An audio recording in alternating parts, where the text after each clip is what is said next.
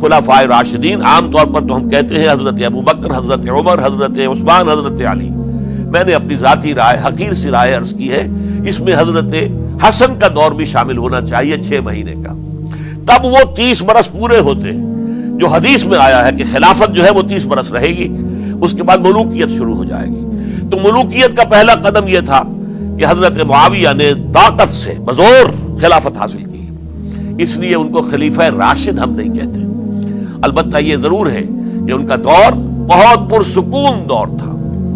البتہ جب 10 برس گزر گئے حضرت معاویہ کے دور حکومت کو، اب میں یہاں لفظ خلافت کی بجائے دور حکومت استعمال کر رہا ہوں جو کہ خلافت راشدہ سے ذرا اس کا فرق واضح ہو جائے. تو اس وقت ایک اور صحابی، جلیل القدر صحابی مغیرہ ابن شعبہ رضی اللہ تعالی عنہ، وہ حضرت معاویہ کے پاس آئے اور انہوں نے یہ کہا کہ دیکھیے، اگر آپ نے اپنے بعد اپنا جانشین نامزد نہ کیا تو ہو سکتا ہے پھر فسادات پیدا ہو جائے، پھر مختلف لوگ خلافت کا دعویٰ لے کر کھڑے ہو جائیں، پھر خانہ جنگی ہو جائے. 5 برس کی خانہ جنگی میں 1 لاکھ سے زیادہ مسلمان شہید ہو چکے ہیں، قتل ہو چکے ہیں، ہلاک ہو چکے ہیں. اب دوبارہ وہی دور نہ آ جائے، لہذا آپ اپنا جانشین نامزد کر دیجئے.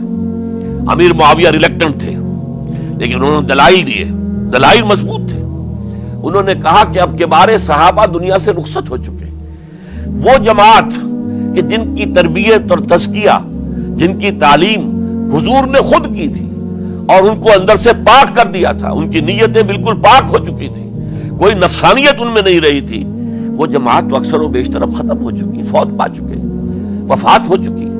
لہذا اب جو ہے اکثر و بیشتر نو مسلم ہیں جو بعد کے فتوحات کے ذریعے سے اسلام لائے ہیں.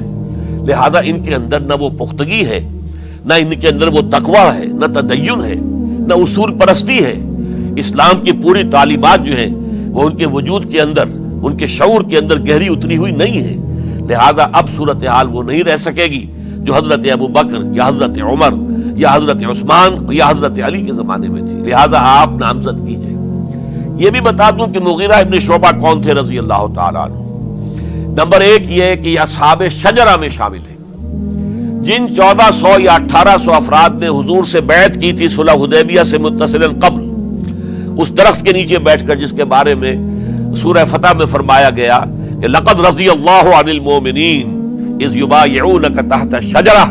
اللہ ان تمام اہل ایمان سے راضی ہو گیا جو اے نبی صلی اللہ علیہ وسلم آپ کے دست مبارک پر بیعت کر رہے تھے اس درخت کے نیچے، ان میں سے موجود، ان میں یہ مغیرہ ابن شعبہ ہے. پھر مغیرہ ابن شعبہ وہ ہے کہ حضرت علی اور امیر معاویہ ان کے درمیان جو خانہ جنگی ہوئی اس میں ہمیشہ حضرت علی کے ساتھ رہے، حضرت علی کے ہی وہ سپورٹر تھے، ان کے ساتھ تھے. اس پہلو سے اچھی طرح سمجھ لیجئے کہ یہ نہیں ہے کہ وہ در حقیقت کو پہلے سے وہ امیر معاویہ کے ساتھی تھے، نہیں. لیکن اب جو صورتحال وہ دیکھ رہے تھے، جہاں دیدہ انسان تھے، بہت بڑے سیاستدان تھے، جانتے تھے حالات کو، حالات کے نفس پر ان کا ہاتھ تھا. لہذا انہوں نے یہ مشورہ دیا اور پھر امیر معاویہ نے اس مشورے کو قبول کر لیا اور یزید کی ولی عہدی کا اعلان کر دیا. یہ بالکل مڈل ہے حضرت امیر معاویہ کے دور خلافت کا درمیان. یہ 10 سال جب ہو گئے تھے حضرت امیر معاویہ کی خلافت کو یا حکومت کو، تب یہ معاملہ پیش آیا اور یزید کے ہاتھ پر یہ بیعت ولی عہدی تمام جو بھی مختلف گورنرز تھے ان کے ذریعے سے کہہ دیا گیا اپنے اپنے علاقے کے لوگوں سے بیعت لے لو. یہ بیعت عام طور پر لوگوں نے کر لی. البتہ 5 شخصیتیں جو بہت نمایاں تھیں انہوں نے اس بیعت سے انکار کیا. ان میں کون تھے ذرا نوٹ کیجئے. حضرت ابو بکر فوت ہو چکے، ان کے بیٹے عبد الرحمن ابن ابی بکر. حضرت عمر فوت ہو چکے، ان کے بیٹے عبداللہ ابن عمر. حضرت زبیر فوت ہو چکے، ان کے بیٹے عبداللہ ابن زبیر. حضرت عباس فوت ہو چکے، ان کے بیٹے عبداللہ ابن عباس. حضرت علی شہید ہو چکے، ان کے بیٹے حسین ابن علی رضی اللہ تعالی عنہم اجمعین. یہ 5 جو امت کے بہت بڑے 5 افراد کے گویا کے وہ چشم و چراغ تھے ان گھرانوں کے، انہوں نے انکار کیا. اور ان میں خاص طور پر عبد الرحمن ابن ابی بکر نے یہ جملہ کہا کہ تم چاہتے ہو کہ قیصر و کسریٰ کی سنت پر عمل کرو کہ باپ کے بعد بیٹا حاکم بن جائے. یعنی ایک قدم تو خلافت کا نظام پہلے ہی نیچے اتر چکا. مشاورت سے تو حضرت امیر معاویہ کا بھی جو نسب ہوا ہے وہ مشاورت سے نہیں ہوا. ایک درجے میں وہ جو اللہ تعالیٰ کے رسول نے عمارت بنائی تھی شاندار، اس خلافت کا جو سیاسی نظام تھا، اس میں ایک تو کڑی آ چکی زوال کی کہ ایک شخص نے طاقت کے ذریعے سے خلافت حاصل کر لی.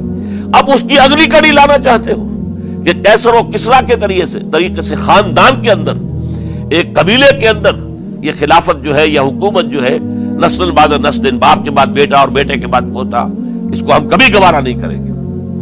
حضرت امیر معاویہ بہت دانشمند انسان تھے. انہوں نے ان پانچوں حضرات پر کوئی تشدد نہیں کیا، کوئی جبر نہیں کیا، بلکہ رہنے دیا. ٹھیک ہے، یہ بیعت نہیں کر رہے، ابھی تو بیعت ولی عہدی ہے، کوئی حرج نہیں.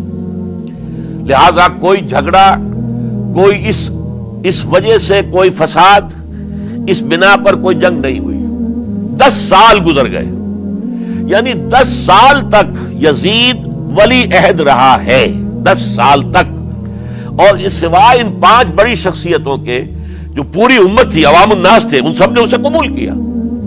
یہ صورتحال اب جب پیدا ہوئی جب حضرت امیر معاویہ کا انتقال ہو گیا، یہ سن 60 ہجری ہے.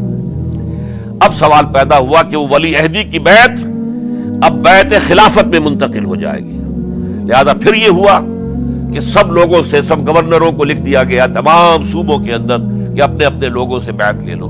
ظاہر بات ہے کہ وہاں کوئی ریفرنڈم نہیں ہوتا تھا، کوئی ووٹ نہیں ہوتے تھے کہ اس کی پرچیاں ڈالی جا رہی ہوں، ایک ایک شخص سے رائے لینا نہیں ہوتی تھی، بلکہ اس وقت کی جمہوریت یہ تھی اور شورائیت یہ تھی کہ ڈفرنٹ کلینز ہیں، ڈفرنٹ فیملیز ہیں، ڈفرنٹ ٹرائبز ہیں، ان کے سردار، ان کے بڑے لوگ، ان کے اہم لوگ بیعت کر لیں تو گویا کہ سب کی بیعت ہو گئی.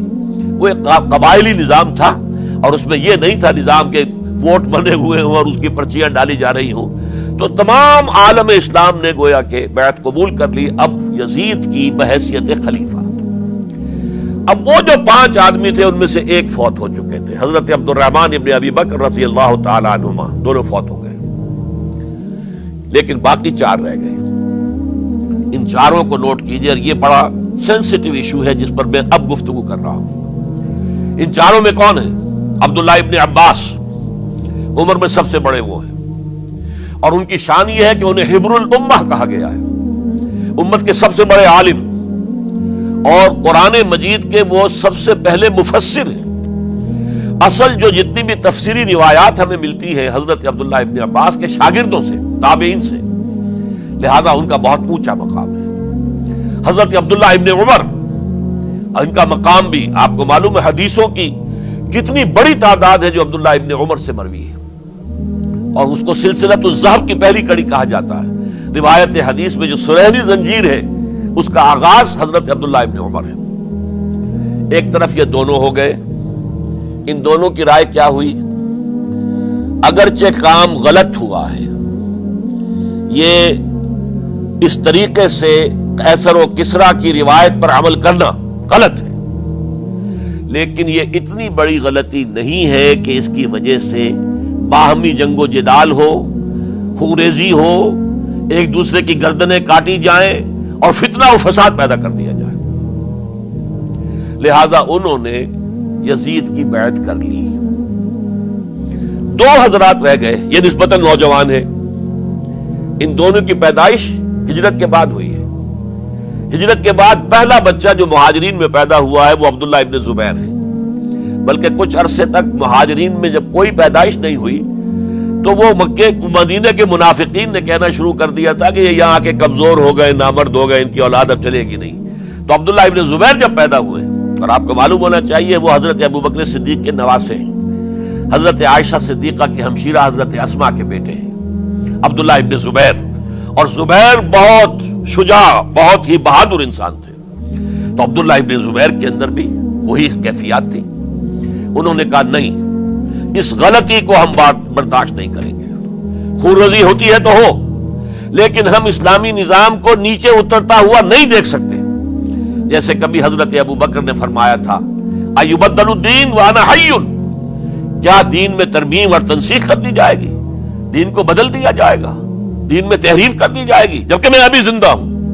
میں جیتے جی یہ نہیں ہونے دوں گا. حضرت عبداللہ ابن زبیر کی یہ رائے ہوئی، وی ہیو ٹو چیلنج، ہم مقابلہ کریں گے ہم اسے پیسیولی قبول نہیں کریں گے. انہوں نے بیعت سے انکار کیا اور مدینہ چھوڑ کر مکے جا کر حرم کے اندر پناہ گزین ہو گئے. یہی معاملہ حضرت حسین ابن علی رضی اللہ تعالی عنہما کا تھا. وہ بھی نہایت شجاع، نہایت جری، نہایت بہادر. انہوں نے بھی کہا کہ یہ غلط قیصر و کسریٰ کی روایت جو شروع ہو رہی ہے، اسے ہم نے رجسٹ کرنا ہے اور اسے ہم آگے نہیں چلنے.